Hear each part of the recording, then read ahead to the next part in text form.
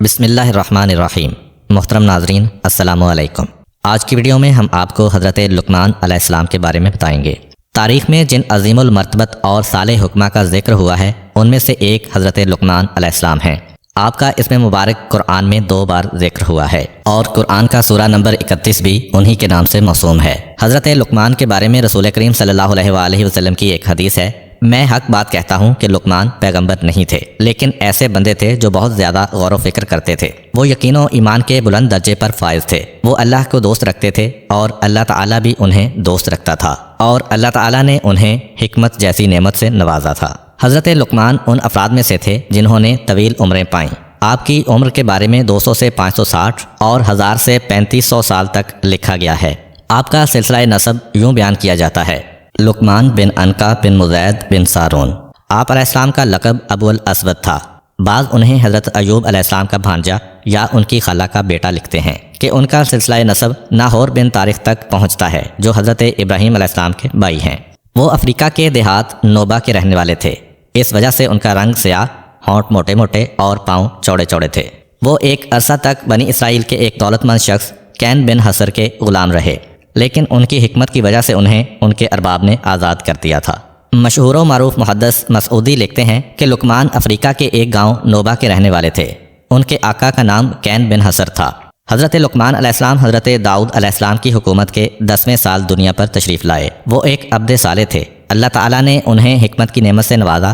انہوں نے طویل عمر پائی، دنیا کے مختلف حصوں میں زندگی گزاری۔ ان سے ہمیشہ حکمت و دانائی ظاہر ہوتی اور وہ حضرت یونس علیہ السلام کے زمانے تک زندہ رہے۔ ایک حدیث میں آیا ہے کہ حضرت لقمان علیہ السلام نے اپنے بیٹے سے فرمایا: اے میرے بیٹے، میں نے 400 پیغمبروں کی خدمت کی ہے، میں نے ان کے کلام سے 4 باتیں اخذ کی ہیں۔ جس وقت تم نماز کی حالت میں ہو تو اپنے دل کی حفاظت کرو، جس وقت تم دسترخوان پر بیٹھے ہو تو اپنے گلے کو محفوظ رکھو، یعنی حرام مال سے بچاؤ، جس وقت تم کسی دوسرے کے گھر میں جاؤ تو اپنی آنکھ کو بچاؤ، یعنی نامحرم پر نگاہ ڈالنے سے باز رہو، اور جس وقت لوگوں کے درمیان میں جاؤ تو اپنی زبان کی حفاظت کرو۔ کہا جاتا ہے کہ حضرت لقمان علیہ السلام نے اپنی زندگی کا بیشتر حصہ مشرق وسطیٰ، خاص کر فلسطین اور بیت المقدس میں گزارا ہے، اور ان کی قبر فلسطین کی ایک بندرگاہ ایلا میں ہے۔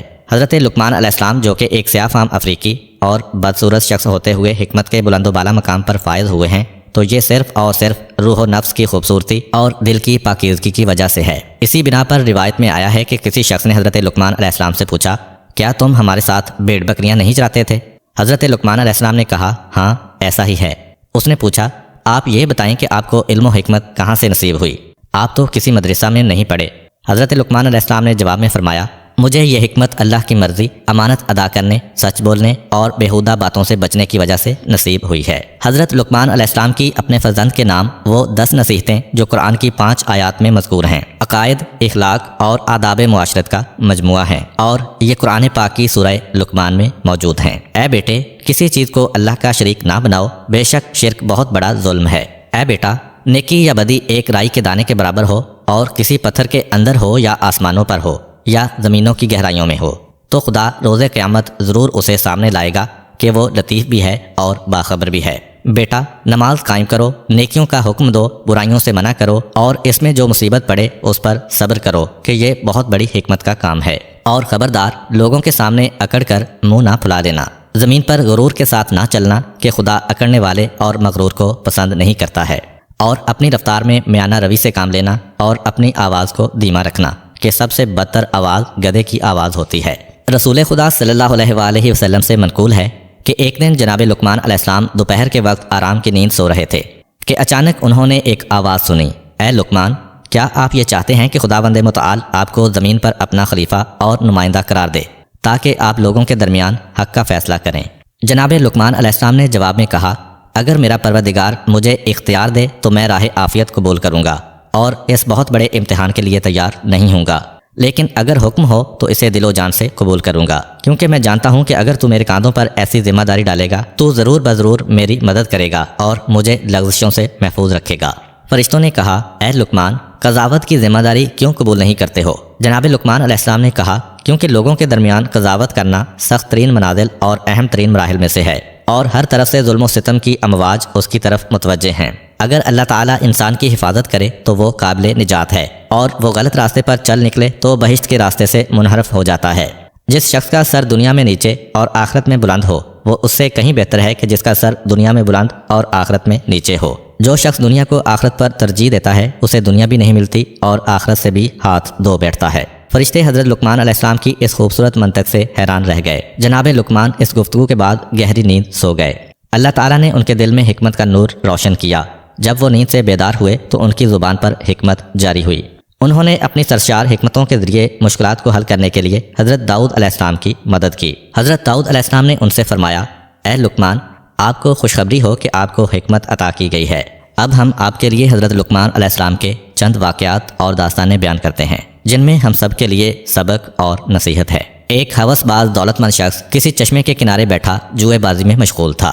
اس نے مستی کی حالت میں یہ شرط باندھی کہ جو کوئی بھی ہار گیا وہ یا تو اس چشمے کا سارا پانی پیے گا یا اپنی بیوی اور اپنا مال و دولت جیتنے والے کے سپرد کر دے گا۔ خواہشات کا دلدادہ دولت مند شخص بازی ہار گیا۔ جیتنے والے شخص نے اس مالدار شخص سے اس کی بیوی اور دولت حوالے کرنے کا مطالبہ کیا۔ وہ اب بہت بڑی مشکل میں پھنس چکا تھا۔ اس نے ایک دن کی مہلت مانگی اور جا کر جناب لقمان علیہ السلام سے درخواست کی کہ وہ اسے اس مشکل سے نکال لیں۔ حضرت لقمان علیہ السلام نے اس شخص سے کہا، میں ایک شرط پر تمہیں اس مشکل سے نجات دلاؤں گا۔ وہ شرط یہ ہے کہ آج کے بعد جوا نہیں کھیلو گے۔ اس مالدار شخص نے حضرت لقمان علیہ السلام کی شرط قبول کر لی۔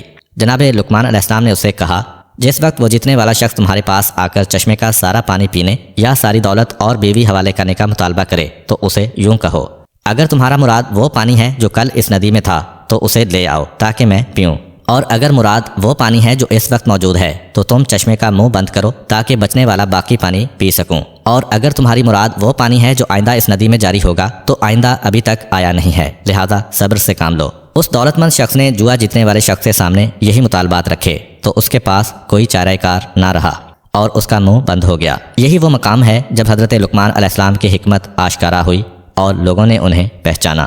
تاریخ انبیاء کے مطابق وہ دولت مند شخص حضرت لقمان علیہ السلام کا آقا کین تھا جس نے 30 مسکال سونے کے عوض میں حضرت لقمان کو خریدا تھا۔ اس نے اس واقعہ کے بعد جناب لقمان کو آزاد کر دیا تھا۔ ایک دن حضرت لقمان علیہ السلام کے ارباب نے ان سے کہا، ایک گوسفند یعنی بھیڑ ذبح کرو اور اس کے تمام اعضاء میں سے 2 بہترین اعضاء میرے لیے پکا کر لاؤ۔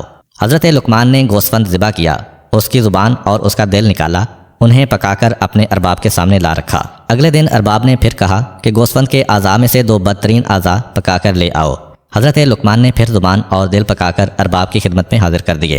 ارباب نے پوچھا، میں نے تمہیں کہا تھا کہ 2 بہترین اعضاء پکا کر لاؤ تو تم زبان اور دل پکا کر لائے، پھر میں نے تم سے بدترین اعضاء کا مطالبہ کیا تو تم پھر دل اور زبان لے آئے ہو، اس کی وجہ کیا ہے؟ جناب لقمان علیہ السلام نے کہا، اگر یہ دونوں عضو پاک ہوں تو بہترین ہیں اور اگر یہی پلید ہوں تو بدترین ہیں۔ ایک دن جناب لقمان کا آقا بیت الخلاء میں گیا، اسے گئے ہوئے کافی وقت گزر چکا تھا۔ جناب لقمان نے بلند آواز سے کہا، بیت الخلاء میں زیادہ دیر بیٹھنا درد جگر اور بواسیر ہونے نیز بیت الخلاء کی آلودہ حرارت مغز میں جذب ہونے کا موجب ہے، لہٰذا اعتدال کی حد تک بیٹھو اور اٹھ کر باہر آ جاؤ۔ اس کے بعد دوسروں کو سمجھانے کے لیے یہی بات بیت الخلاء کے دروازوں پر لکھ دی گئی۔ حضرت لقمان علیہ السلام کے آقا کے بہت زیادہ باغات اور غلام تھے۔ جناب لقمان بھی ان غلاموں میں شامل تھے۔ ان کا ارباب جو کہ ظاہر بین تھا سفید رنگ اور خوبصورت غلاموں کو باغات میں پھل وغیرہ توڑنے کے لیے بھیجتا، لیکن جناب لقمان کو سخت اور پست کاموں مثلاً جھاڑو وغیرہ دینے میں لگا دیتا۔ یوں وہ حضرت لقمان علیہ السلام کی توہین کرتا، حالانکہ وہ سیرت و کردار اور معرفت میں تمام غلاموں پر فوقیت رکھتے تھے۔ جناب لقمان کے آقا کی یہ غلط روش اس بات کا موجب بنی کہ اس کے غلام بھی حضرت لقمان کو حقیر سمجھنے لگے اور ان کی قدر و قیمت کے قائل نہ تھے، بلکہ بعض اوقات انہیں اذیت و آزار پہنچاتے۔ آقا نے ایک موقع پر غلاموں کو باغ میں پھل توڑ کر لانے کے لیے بھیجا۔ وہ باغ میں گئے اور مختلف قسم کے پھل توڑ کر لائے، لیکن آقا کی عدم موجودگی سے فائدہ اٹھاتے ہوئے انہوں نے وہ تمام پھل کھا لیے۔ جب آقا آیا اور تازہ پھلوں کا مطالبہ کیا تو غلاموں نے جھوٹ بولتے ہوئے کہا، تمام پھل لقمان کھا گیا ہے۔ آقا نے جب یہ بات سنی تو وہ جناب لقمان علیہ السلام کے بارے میں بدظن ہو گیا۔ حضرت لقمان سمجھ گئے کہ ان کے آقا کی بدسلوکی اور ناراضگی کا سبب غلاموں کی اس تہمت کا اثر ہے۔ وہ اپنے آقا کے پاس گئے اور اسے یہ تجویز دیتے ہوئے کہا، اے میرے آقا، آئیں اور ہم سب غلاموں کا امتحان لیں تاکہ آپ کو ہمارے درمیان میں سے اچھے اور برے کا علم ہو سکے۔ اس نے پوچھا کہ میں تم لوگوں کا کیسے امتحان لوں؟ حضرت لقمان نے کہا کہ ہم سب کو کافی مقدار میں گرم پانی دیں اور ہمیں اسے پینے پر مجبور کریں۔ اس کے بعد آپ گھوڑے پر سوار ہو جائیں اور اپنا گھوڑا بیابان میں دوڑائیں، جبکہ سب غلاموں کو اپنے پیچھے پیدل دوڑنے کا حکم دیں۔ ایسا کرنے سے آپ کو یہ راز معلوم ہو جائے گا کہ وہ پھل میں نے کھائے ہیں یا ان لوگوں نے۔ آقا نے اسی طرح امتحان لیا۔ حضرت لقمان اور دوسرے تمام غلاموں کو گرم پانی پینے پر مجبور کیا۔ پھر وہ خود تو گھوڑے پر چڑھ بیٹھا اور سب سے کہا میرے پیچھے پیچھے دوڑو۔ وہ سب ارباب کے پیچھے دوڑنے لگے۔ زیادہ دیر نہ گزری کہ جن غلاموں نے پھل کھائے تھے دوڑنے کی وجہ سے ان کی حالت دگرگوں ہو گئی۔ ان لوگوں نے جو پھل وغیرہ کھائے تھے انہیں قے کر دیا۔ یوں آقا سمجھ گیا کہ پھل لقمان نے نہیں بلکہ دوسرے غلاموں نے کھائے ہیں اور لقمان پر تہمت لگائی ہے۔ پس جناب لقمان اپنے آقا کے سامنے سرخرو ہو گئے اور دوسرے غلاموں کو شرمندگی کا سامنا کرنا پڑا۔ حضرت لقمان ایک مدت تک کسی دوسرے شخص کے غلام تھے۔ اس کے کئی اور بھی غلام تھے لیکن وہ اپنے تمام غلاموں میں سے حضرت لقمان سے بہت زیادہ محبت کرتا تھا، یہاں تک کہ وہ جب بھی غذا کھانا چاہتا تو پہلے اپنی غذا حضرت لقمان علیہ السلام کے پاس لاتا تاکہ وہ کھائیں۔ جب وہ کھانا کھا لیتے تو ان کا بچا ہوا کھانا بطور تبرک بڑے شوق سے تناول کرتا۔ ایک دن کوئی شخص حضرت لقمان علیہ السلام کے ارباب کے لیے خربوزہ بطور ہدیہ لایا۔ ارباب نے حضرت لقمان کے سامنے خربوزے کو چیرا، اس کے ٹکڑے کیے اور لقمان کو دیے۔ جناب لقمان اپنے آقا سے خربوزے کی پھانگیں لے کر کھاتے رہے اور یہ ظاہر کرتے رہے کہ وہ بڑا میٹھا ہے اور بڑے مزے سے کھا رہا ہے۔ جب ارباب نے دیکھا کہ لقمان بڑے شوق و ذوق سے کھا رہے ہیں تو اس نے ایک پھانگ کے علاوہ تمام کا تمام خربوزہ لقمان کو دے دیا، جو انہوں نے کھا لیا اور ایک پھانگ اپنے لیے رکھ لی۔ جس وقت ارباب نے وہ بچی ہوئی خربوزے کی پھانگ منہ میں ڈالی تو معلوم ہوا کہ وہ خربوزہ تو زہر کے مانند کڑوا ہے۔ اس کی کڑواہٹ سے زبان پر آبلے بن گئے، گلا جلنے لگا اور اس کی حالت غیر ہو گئی۔ ارباب نے جناب لقمان سے کہا آپ نے یہ اتنی کڑوی پھانگیں کیسے کھائی ہیں؟ آپ نے انہیں کھانے سے ہاتھ کیوں نہیں کھینچا؟ جناب لقمان نے جواب میں کہا آپ نے سال ہر سال سے مجھے میٹھی، مزیدار اور من پسند غذائیں کھلائی ہیں، اب جب کہ ایک بار کوئی کڑوی چیز آ گئی ہے تو کیا یہ مناسب ہے کہ میں اسے نہ کھاتا اور اس پر اعتراض کرتا اور نمک حرام ہو جاتا؟ بلکہ حق شناسی اور شکر گزاری کا تقاضا یہی ہے کہ میں خاموش رہتا۔ پس اے خدا کے بندے، تم خدا کی نعمتوں میں غرق ہو، جب بھی زندگی میں تھوڑی دیر کے لیے کوئی تلخی و مشکل آ جائے تو ناشکری مت کر۔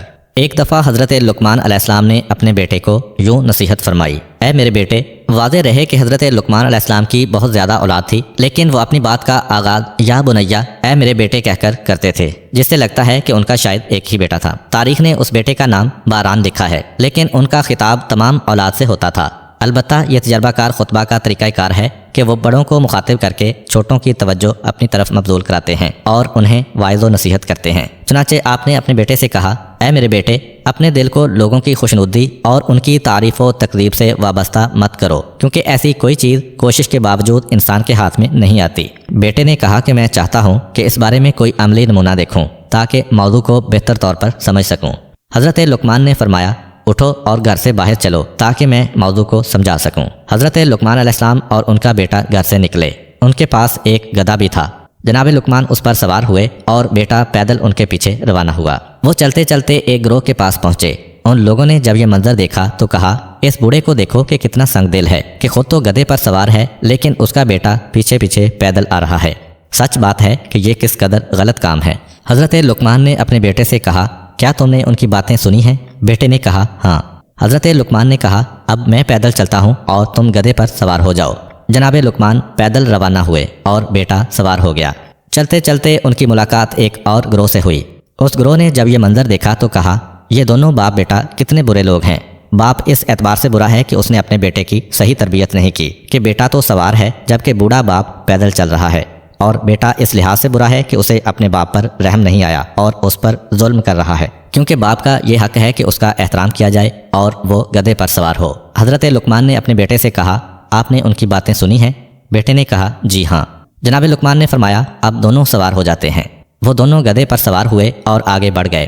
چلتے چلتے ایک گروہ کے پاس پہنچے۔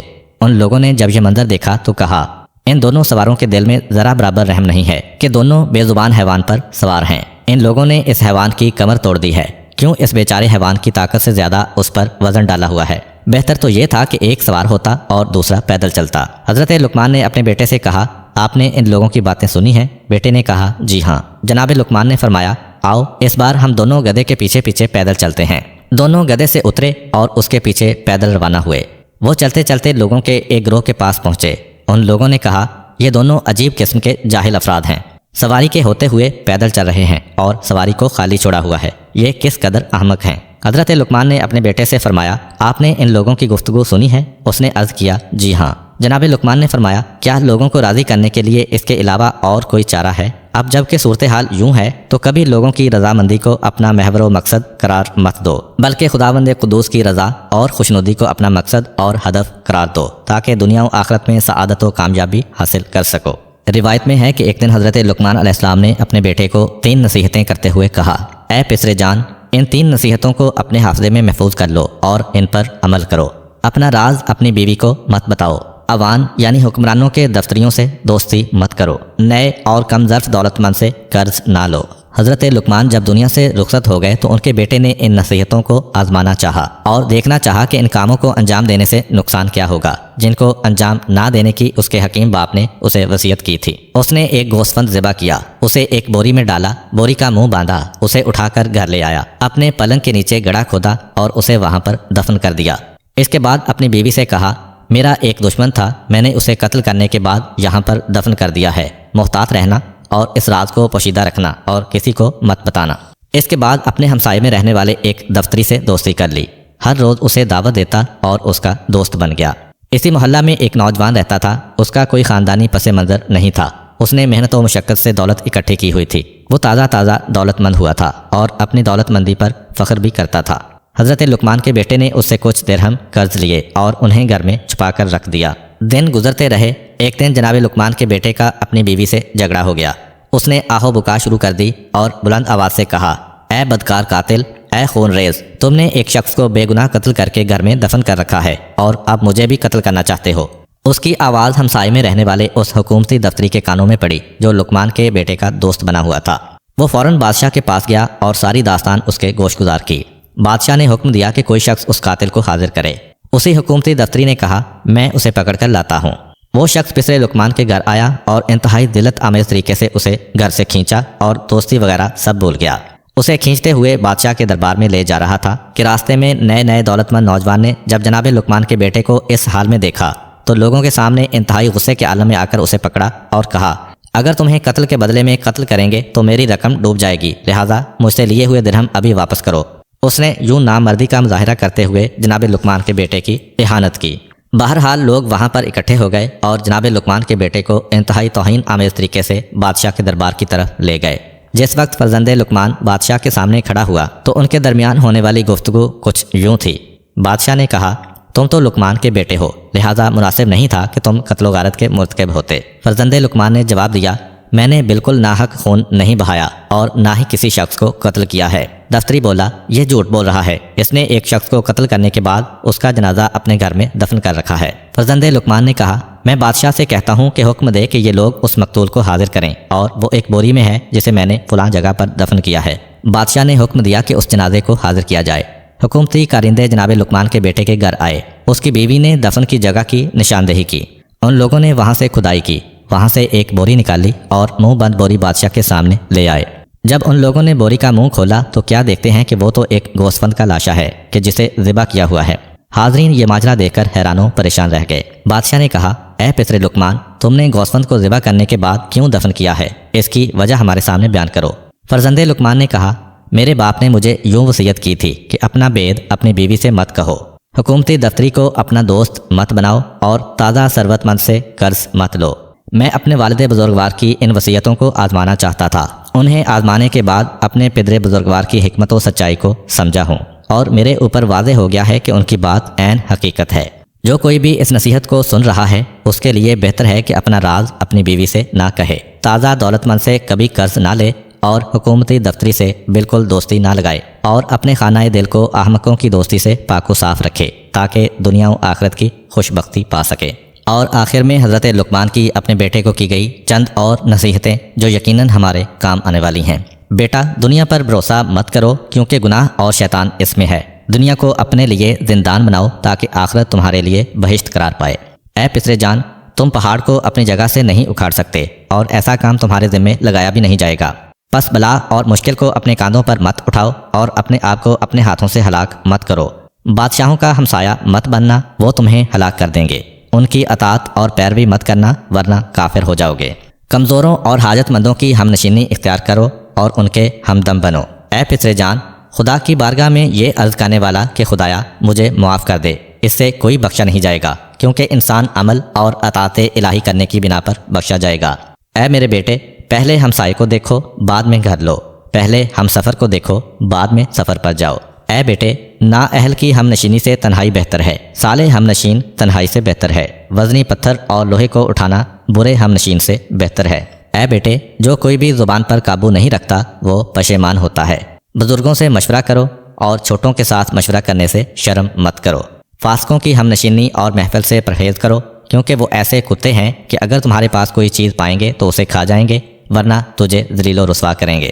ان کے ساتھ دوستی انتہائی تھوڑی اور ناپائیدار ہوتی ہے۔ اے بیٹا جان، اگر تمہیں روز قیامت کے بارے میں شک ہے تو نیند سے بیدار ہونے کو اپنے آپ سے دور رکھو، جبکہ تمہارے اندر اتنی قوت و طاقت نہیں ہے۔ اور اگر تم ان دونوں کے بارے میں غور و فکر کرو گے تو سمجھ جاؤ گے کہ تمہاری جان کسی اور کے قبضے میں ہے، کیونکہ نیند موت ہے اور نیند کے بعد بیدار ہونا موت کے بعد قیامت برپا ہونے کے مانند ہے۔ بیٹا جان، میں نے 7000 حکمتیں سیکھی ہیں، ان میں سے صرف 4 کو یاد کر لو اور ان پر عمل کرو اور میرے ساتھ بہشت میں چلو۔